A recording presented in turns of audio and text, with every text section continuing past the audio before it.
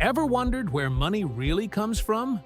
It's not the government printing press, at least not in the way you think.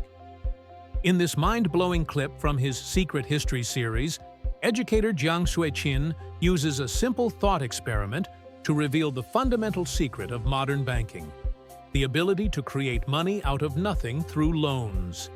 This is the concept that underpins the entire global financial system.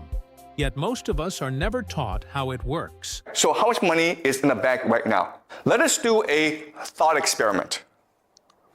I'm a bank, okay? I decide I want to open a bank.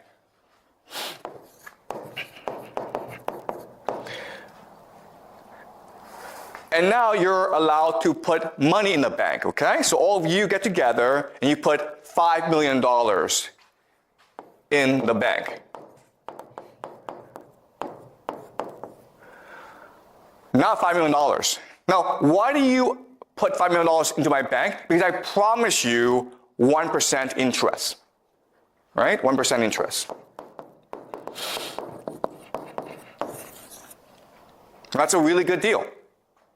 But now, because I owe you some money, right? I owe you 1% interest, I now need to go make money for myself.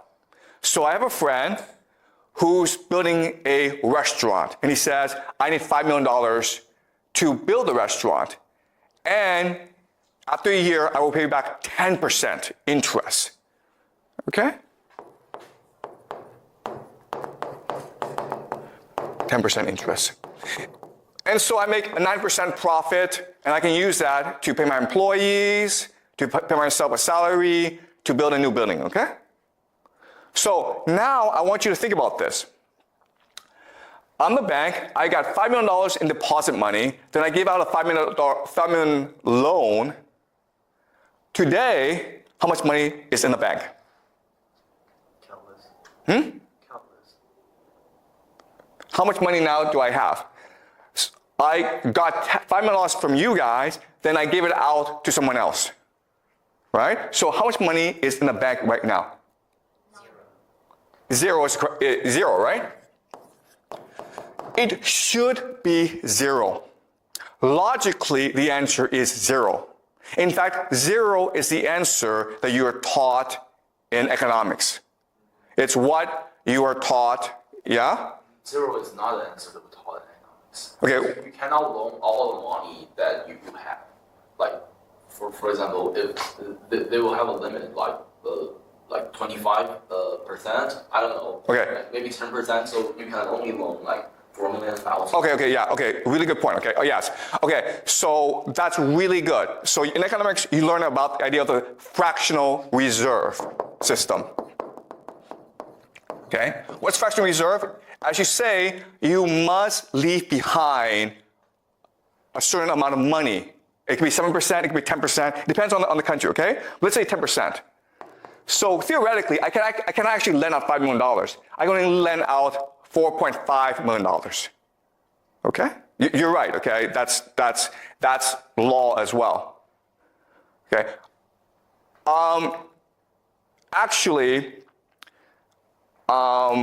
Okay, let's say I lend out $4.5 million, okay? Now how much money do I have in the bank? Yeah, $500,000, right?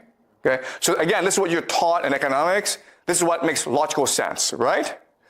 The correct answer, what actually happens in real life, is you now have $9.5 million. Okay, that is the correct answer.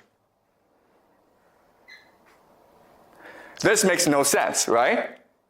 But it happens in reality.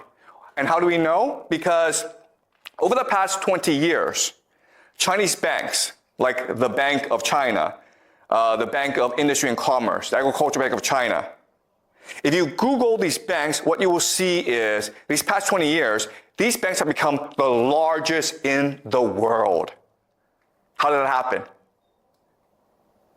Was it because Chinese people got rich and put all the money in the bank? No, that's not what happened. What happened, guys? Supported by the country, the government. Okay, what happened was, these banks start to lend money out to corporations, to government, to people, to build skyscrapers, to build roads.